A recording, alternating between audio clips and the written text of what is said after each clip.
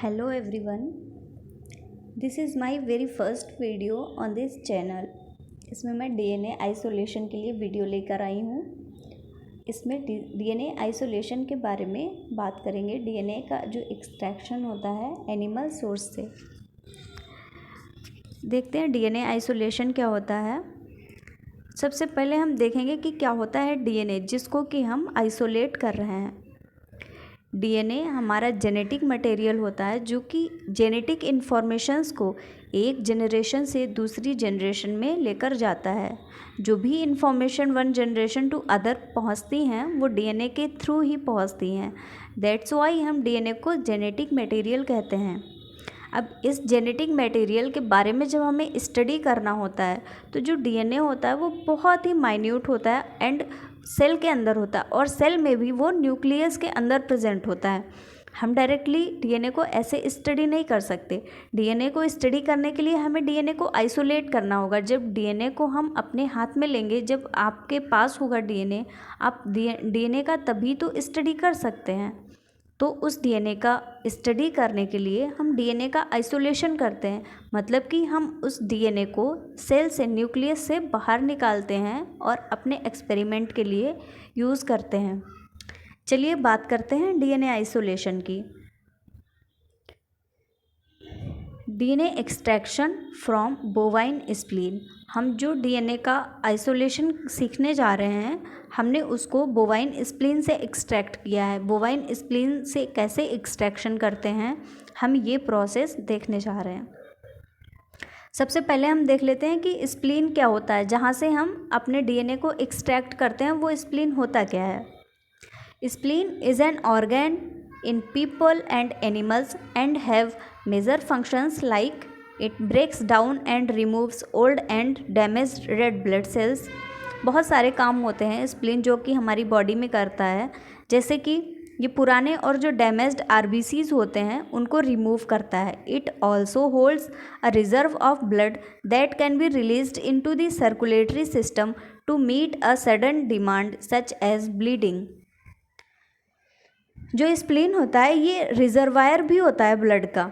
ये अपने पास में ब्लड को स्टोर करके रखता है। जो भी कभी भी इमरजेंसी की कंडीशंस होती हैं, जैसे कि ब्लीडिंग हो, एक्सेस ब्लीडिंग हो जाए बॉडी से, या कोई भी सडन डिमांड हो बॉडी में ब्लड की कमी हो जाए, उस टाइम पे स्प्लीन जो अपना जो ब्लड स्टोर करके रखा होता है उसको डोनेट कर देता है बॉडी की नीड को कंप्लीट करने के लिए।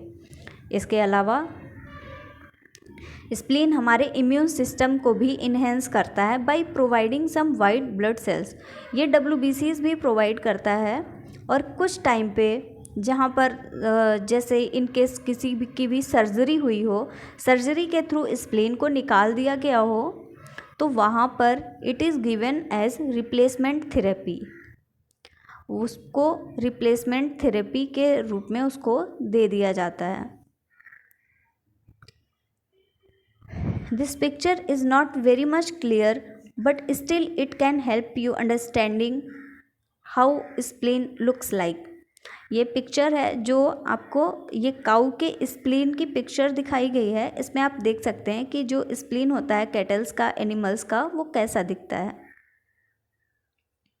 अब हम देखते हैं हमको किस किस मटेरियल की ज़रूरत पड़ेगी डीएनए को आइसोलेट करने के लिए। Material required for extraction of DNA. Extract करने के लिए हमें बहुत सारे मटेरियल्स की ज़रूरत होती है। उसमें सबसे पहला होता है बोवाइन स्प्लीन, जो कि हमने अभी डिस्कस किया है कि क्या होता है। अगला देखते हैं saline citrate buffer, chilled blender, refrigerated preparative centrifuge, 2.6 m NaCl and 95% volume by volume ethanol.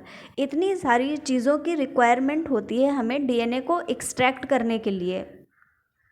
जब भी डीएनए को आइसोलेट करते हैं, इन सारी चीज़ों को हम पहले से अपने पास में रखते हैं लेबोरेटरी में, ताकि हमें जब एक्सट्रैक्शन का प्रोसीजर अप्लाई करना है ये सारी चीज़ें हमारे पास मौजूद हों। इन सब का हमने बोवाइन स्प्लीन का डिस्कस कर लिया है कि क्या होता है एंड कैसे एक्सट्रैक्ट होता है। अभी जो बाकी मटेरियल्स हैं हम उनको वन बाय वन देखेंगे कि कौन सी चीज़ कहाँ पे क्या यूज़ कर रही है। Now the process of extraction. अब हम डिटेल्ड प्रोसीजर की बात करेंगे। सबसे पहले क्या करते हैं, way out approximately frozen bovine spleen. जो बोवाइन स्प्लीन होता है, जो लेबोरेटरी में हमारे रखा हुआ होता है, उसको हम फ्रीज़ करके रखते हैं, वो फ्रोजन स्प्लीन होता है, क्योंकि ऐसे हम लेबोरेटरी में किसी भी चीज़ को नहीं रख सकते। पहले स्प्लीन जो ले लेंगे उसको हम पहले वे कर लेंगे, जितना भी हमें चाहिए, जिस हिसाब से हमको डीएनए का एक्सट्रैक्शन करना है उस अमाउंट में उसको वे कर लेंगे। And record the exact wait for future reference, ताकि अगर कभी भी नेक्स्ट टाइम में आपको ज़रूरत पड़ती है उसकी डेटा, तो आपके पास में जो रिकॉर्ड होगा तो आपको दोबारा से वो प्रोसेस रिपीट नहीं करना पड़ेगा। आपके पास में सारा डेटा रिकॉर्ड रहेगा कि आपने कितना, आपको जिस एक्सपेरिमेंट के लिए आपको कितना चाहिए था, तो उसके लिए आपने कितना स्प्लीन लिया था या कितना क्या मटेरियल लिया था, इस रिकॉर्ड को। नाउ बात करेंगे नेक्स्ट प्रोसीजर की। जब हमने वेट कर लिया है उसके बाद में क्या करेंगे, drop the pieces of spleen on one at a time into a chilled blender containing 150 ml of cold citrate saline buffer. एक ब्लेंडर लेते हैं जिसमें कि हम मिक्सिंग करते हैं, उसमें हम जो पीसेस होते हैं स्प्लीन के उनको डाल देते हैं उस ब्लेंडर में साथ में कोल्ड सिट्रेट सलाइन बफर भी होता है। ये एक ब्लेंडर क्या करता है, ब्लेंडर मिक्सिंग करता है, मिक्स करके जो मिक्सचर हमारा होता है होमोजिनेट कर देता है, उसको एक जैसा बना देता है। यहाँ पे हमको एक बात का ध्यान रखना होगा कि do not over homogenise and allow contents to warm up. बहुत ज़्यादा उसको ब्लेंड नहीं करना है, उसको अप्रॉक्सीमेटली अबाउट 30 to 60 सेकेंड्स के लिए हम ब्लेंड करते हैं। नेक्स्ट, जब हमारा ब्लेंड हो गया है मिक्सचर, अब जो होमोजिनेट हमारा तैयार हुआ है, now pour the homogenate into Nalgene centrifuge tubes and centrifuge. उस जो मिक्सचर हमारा होमोजिनेट तैयार हो गया है उसको हम सेंट्रीफ्यूगेशन ट्यूब में डालेंगे और उसको सेंट्रीफ्यूज के लिए लगा लेंगे। Next, decant the supernatant and discard. जब हमने उसको सेंट्रीफ्यूज़ किया, हम जानते हैं कि हम जब सेंट्रीफ्यूज़ करते हैं तो सेंट्रीफ्यूज़ जो हमारा मटेरियल होता है उसको एक पैलेट में बना देता है, और जो एक्स्ट्रा चीज़ें होती हैं उसमें जो भी हमने डाला होता है वो सुपरनेटेंट में आ जाती हैं। ये जो सुपरनेटेंट होता है, जो सुपरनेटेंट हम डिस्कार्ड करते हैं, उसमें मोस्ट ऑफ द मटेरियल्स ऐसे होते हैं जो कि बफर में सॉल्युबल होते हैं, और इसमें RNA, protein, carbohydrate etcetera molecules present होते हैं, उनको हम डिस्कार्ड कर देते हैं।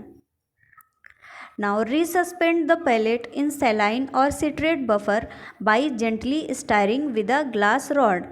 अब जो हमें पेलेट मिला है उसको हम क्या करेंगे, उसको दोबारा से एक पेलेट को जो सलाइन सिट्रेट बफर है उसमें डालेंगे और एक ग्लास रॉड की हेल्प से उसको स्टायर करेंगे, उसको मिक्स करेंगे। जो पैलेट हमको मिलता है उसमें कुछ सेल डेब्रिस भी होते हैं। सेल का मतलब कि जो सेल है ब्रेक हुई है, जो डीएनए एक्सट्रैक्ट हुआ है, तो सेल के ब्रेकेज के भी पार्ट होते हैं, सेल के टुकड़े जो होते हैं, और अनब्रोकन सेल्स का पार्ट भी हो सकता है, तो उन सबको हम हटा देंगे वहाँ से।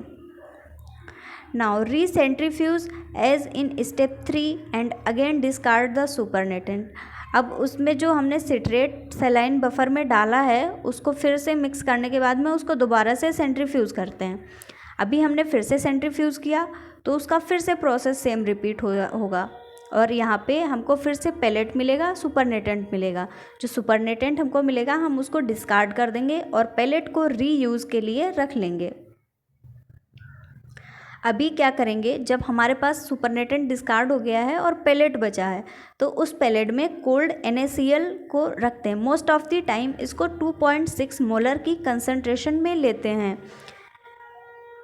जो NaCl है इसको डालने के बाद में हम इसको शेक करते हैं और फिर से उसको डिस्कार्ड करते हैं सुपरनेटेंट को। फिर से हमें पेलेट मिलता है सेंट्रीफ्यूज़ के बाद में, फिर जो पेलेट मिलता है उसमें फिर से हम NaCl मिलाते हैं और उसको फिर से शेक किया जाता है। इस प्रोसेस को हम अप्रॉक्सीमेटली 2 to 3 टाइम्स रिपीट करते हैं। अप्रॉक्स 4 टाइम्स हम इसको रिपीट करके ले लेते हैं। लगभग 4 बार में एक्सट्रैक्शन हमारा हो चुका है और जो इनसॉल्युबल प्रोटीन होता है उसका भी पेलेट बन जाता है। तो now combine all 4 extractions from above and centrifuge. जो हमने 4 स्टेप में जो एक्सट्रैक्शन किया है उन सभी को हम कंबाइन कर लेते हैं और उसको फिर से सेंट्रीफ्यूज करते हैं। Now pour the supernatant carefully into a liter beaker containing cold 95% ethanol। जो हमारा सुपरनेटेंट अब की जो लास्ट स्टेप में हमने सेंट्रीफ्यूज किया उसमें से जो हमें सुपरनेटेंट मिला उसको हम डिस्कार्ड करते हैं और बचे हुए पेलेट को 1 लीटर की बीकर में रखते हैं विद 95% इथेनॉल। अगर हमारा डीएनए हाईली पॉलीमराइज्ड होगा तो एक्सट्रैक्ट होकर वो ग्लास रॉड पर आ जाएगा। इसे सॉल्यूशन से बीकर में निकाल लेंगे और 2 बार 70% इथेनॉल से वॉश करेंगे और उसके बाद में हम स्टोर कर लेंगे। जो स्टोर करने का प्रोसेस हमारा होता है उसको हम लायोफिलाइजेशन बोलते हैं। लायोफिलाइजेशन एक कोल्ड ट्रीटमेंट होता है जिसमें मोस्ट ऑफ द टाइम हम लिक्विड नाइट्रोजन में अपने डीएनए को स्टोर कर लेते हैं। डीएनए के अलावा और भी जो चीज़ें हम आरएनए प्रोटीन जो भी हम स्टोर करना चाहते हैं उसको हम लायोफिलाइजेशन के द्वारा ही प्रिजर्व करते हैं। लास्ट में देखते हैं collect the DNA by gently steering the mixture together and washing twice with cold 70% ethanol. Ethanol से 2 बार में वॉश करके उसको लायोफिलाइजेशन से हम स्टोर कर लेते हैं। Thank you very much guys. ये मेरा पहला वीडियो था, कैसा लगा आपको बताइएगा और आप जिस टॉपिक पे चाहते हैं आप मुझे कमेंट में बताइए, मैं उस टॉपिक पे आपको वीडियो बनाकर देती हूँ। गाइज़ चैनल को सब्सक्राइब करिए एंड वीडियो को भी लाइक करिएगा। Thank you very much.